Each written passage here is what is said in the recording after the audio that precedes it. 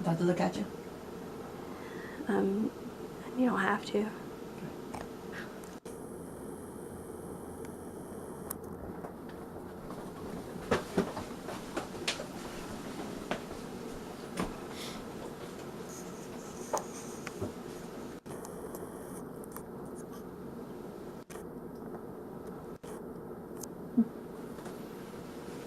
So I know a lot of us like food. We like the way it tastes. We like that we can be creative with it. And we even just had a whole holiday that passed that consists of us getting together with friends and family and just bringing food and cooking food. And it's kind of low-key devoted to food. But and being that my family is partly Cajuns from South Louisiana, our Thanksgiving is pretty much always sprinkled with at least a little bit of Cajun food. And growing up here, I've pretty much always been surrounded with Cajun culture, but especially Cajun cuisine. And from like gumbos to seafood to jambalayas to etouffees, stuff like that. Food has always just played a major part of what it meant to be Cajun. And there's this local restaurant on their website.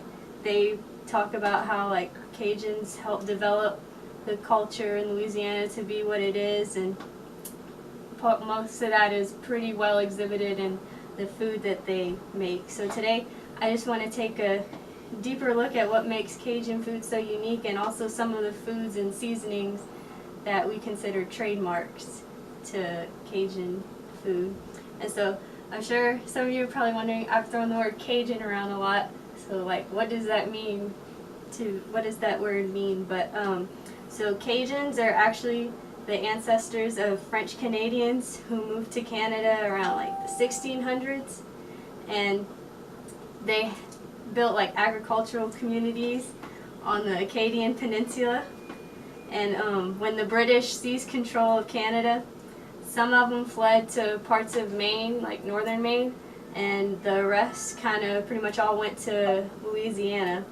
And after they arrived here and settled in, the Cajuns, which the word is taken from the word Acadian, they began to develop and grow the culture that we know today, and it's a pretty unique and rich one. And the food that's associated with it is like a big part of it. And in his article called Cajun Country, this guy Wayne Curtis talks about how the Cajun diet that we know it as was kind of born out of necessity. So they were just kind of eating whatever they could get their hands on. So like some of the main staples of the Cajun diet, there are a handful of like foods that are like really associated with it, but one of them is rice. Like if you've been here like looking for food for like more than 5 seconds, you kind of realize really quickly that rice is like a big part of the food down here. And there's like very few Cajun meals that don't have rice in it. And another main dish is gumbo, whether it's okra gumbo or chicken gumbo or seafood or sausage gumbo. You don't have to look very far before you realize that it's a main part of just the culture down here, and it's like a big like thing that everyone eats pretty much, and people devote whole festivals and cooking competitions to it.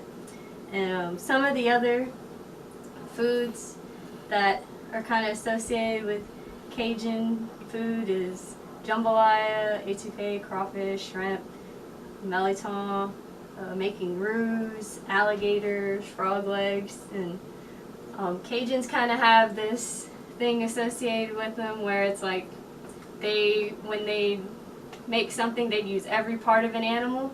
So pretty much anything that can be eaten, it's probably been incorporated into a Cajun dish at some time or another, just because back then they would make sure to use every part of something so they didn't waste it. And when it comes to Cajun food, the only thing more important than the food is the seasoning that goes into it. So like, according to the research I had to do for this speech, the first like big thing about Cajun dishes is that the seasoning has a trinity to it, and most of them consist of like bell peppers, onions, and celery. And for most modern Cajuns, so like probably people more my age, the quick fix that we have for any meal to give it that Louisiana kick to it is to put some Tony's on it, which this is Tony's. And most people I know, or like most of my friends, treat this stuff like it's salt and pepper, like people everywhere else treat salt and pepper. And like it's basically a diet staple down here. So like if you don't have Tony's in your house, then you're not really Cajun. And because of the various foods and seasonings associated with Cajun food, it's become something that like the state of Louisiana is known for. And actually, like you can't find this in most other states. Like if you live out of state, you have to buy it online or get someone to send it to you. And so I just think it's cool that even though Cajuns have been around for like nearly 400 years, their culture is still alive and thriving, and particularly in the Department of Food, and how many people come from around the country and sometimes even around the world just to sample the food that's available here, which is right in my backyard. And so yeah, that's it.